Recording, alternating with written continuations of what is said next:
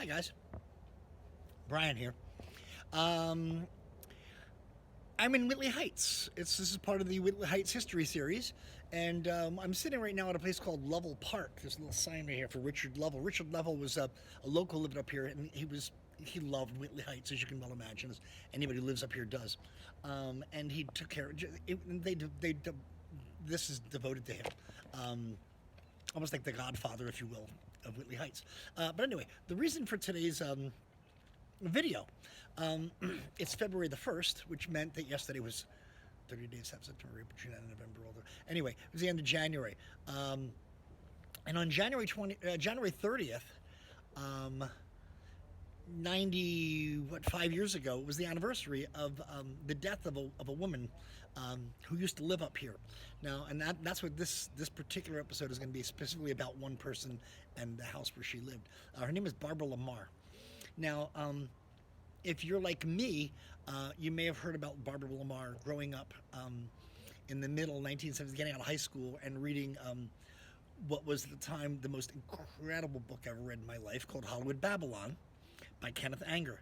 And I have a first edition copy of that one and then the sequel to it. But I remember this thing was an amazing book, and talking about different things, about stories about Hollywood and things that happened, and Marie Provost getting eaten by her dog, and Barbara Lamar overdosing and things like that.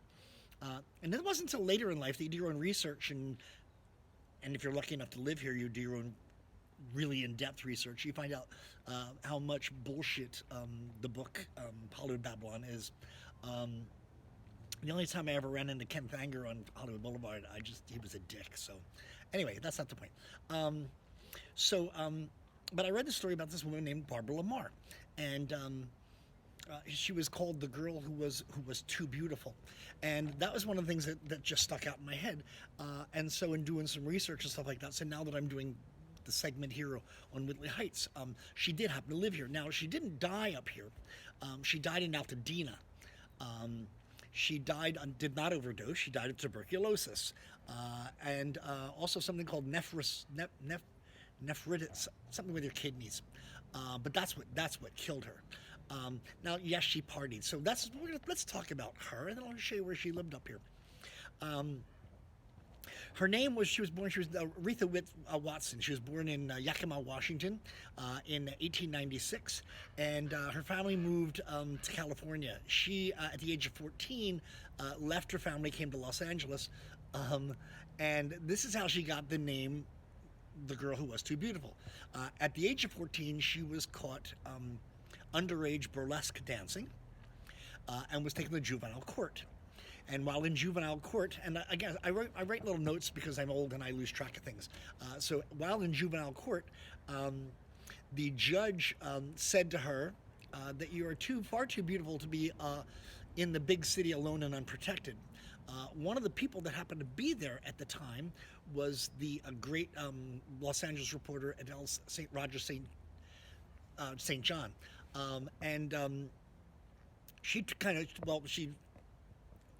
took her back to the newspaper office and started talking about this girl she was so beautiful in it, and things just kind of took off. News stories about her. She became a writer. She always wanted to be a writer anyway, wanted to be a screenwriter. She wrote what did she write? Like seven screenwriting credits. 27.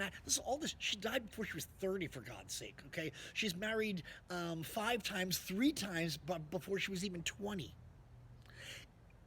If ever a person should have a movie made about them, Barbara Lamar, Aretha Watson should have her. She got the name Lamar because an actress named Lamar had passed away, so she liked her name, and I don't recall where she got the name Barbara from.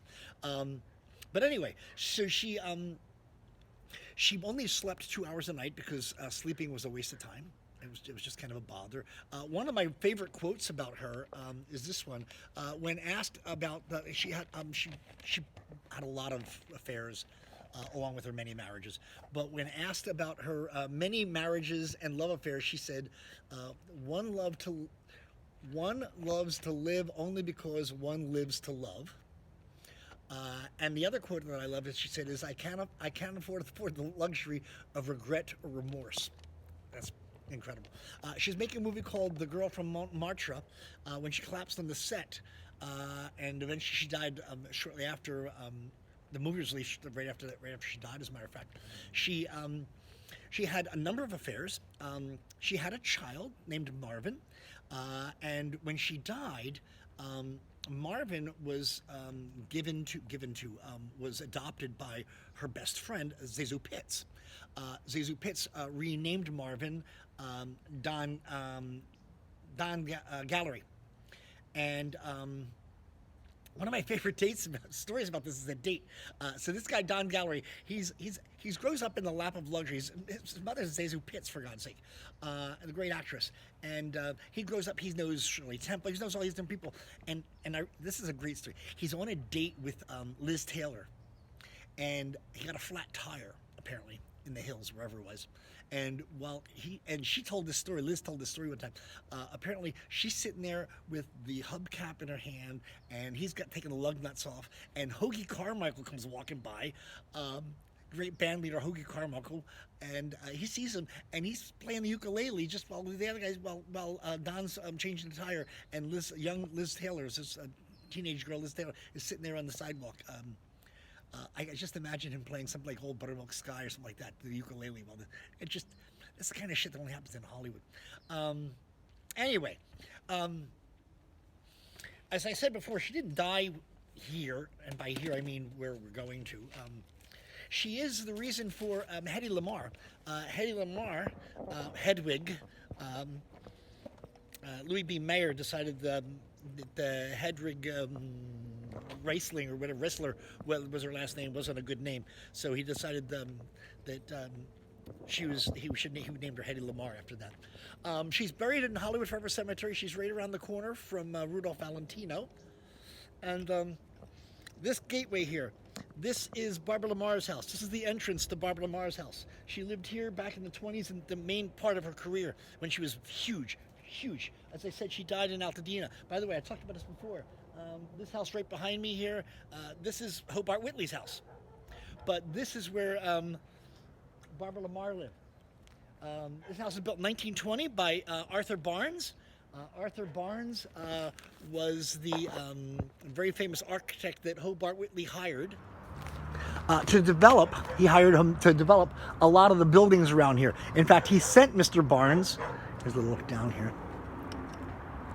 He sent Mr. Barnes to Europe to study architecture and to look at how buildings were built into the sides of hills and things like that.